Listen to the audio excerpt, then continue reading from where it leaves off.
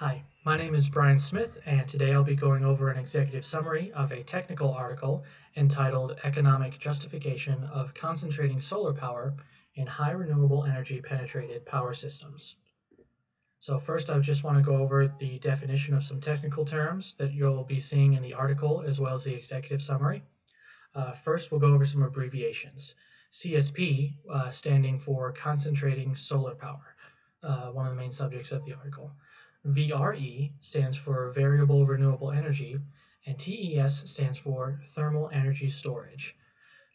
Finally, you're going to see a phrase commonly in the article as well as the executive summary, operational flexibility, and that refers to the ability of a power system to respond to changes in electricity demand and generation.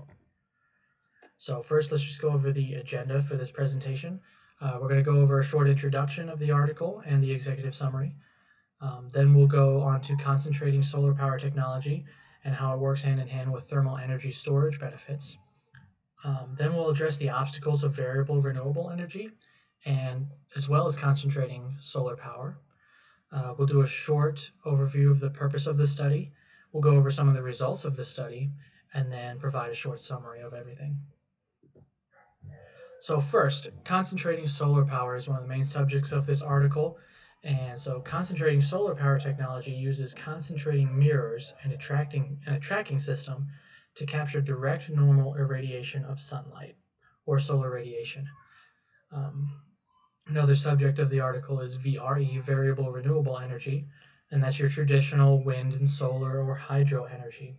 Specifically, the study talks about how CSP can substitute for VRE and how there's a balance there for the ideal conditions of efficiency. Thermal energy storage is another subject of the article. You'll find when reading the article that it goes hand in hand with concentrating solar power. So the article is going to address the efficiency of CSP through a cost efficiency and operational flexibility standpoint. As you see, it's going to be focused around operational flexibility and cost efficiency. So let's talk a little bit more about CSP and TES and how they work together. I already talked about how CSP works and how it collects solar radiation. It then converts that solar radiation into thermal energy, and then most often this thermal energy is stored in a TES management system. That way, the thermal energy can be immediately dispatched to power systems or stored for long term. TES allows for larger CSP fields to generate more thermal energy and thus create more storage. TES is also more cost efficient than a traditional battery storage. Thermal energy generally works for $20 to $70 per kilowatt hour and not whereas battery storage generally costs $150 per kilowatt hour. So some of the obstacles of VRE and CPS are that VRE, as you might imagine, is highly dependent on favorable weather conditions. You can't get great energy production or generation if there isn't enough sunlight or wind. One of the other drawbacks of VRE is that it's not immediately dispatchable. It needs to be converted into a state that can be dispatched. As well, this process of VRE is also supported generally by fossil fuel sources, which is kind of what all this renewable energy is trying to get away from. So CSP can address a lot of those issues, but it also brings to the table some of its own, such as high initial capital cost. Now, the article goes on to address that this can be overcome as more CSP plants are developed and more electrical energy is stored for long-term use. One of the other obstacles that CSP faces is it requires significant land and water, namely water. Initially, when the technology was first developed, it implemented a wet cooling technology in order to regulate temperature, but newer designs have developed a dry cooling method, and current designs and current plans are using this dry cooling method to overcome that.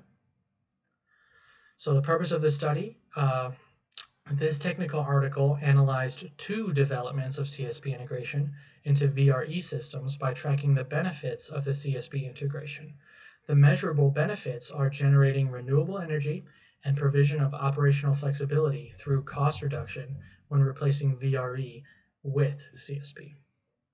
The results of the studies on those two developments, were that CSP tended to be more cost efficient in systems with poor operational flexibility. This is generally due to high amounts of wasted thermal energy.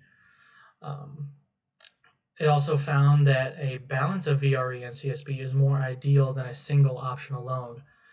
Rather than having an entire field using a VRE system or a CSP system, it is better to use a balance of both. By doing this, they found that CSP helped to reduce costs of fuel from thermal energy generation, ramping costs, and start-stop costs of the system.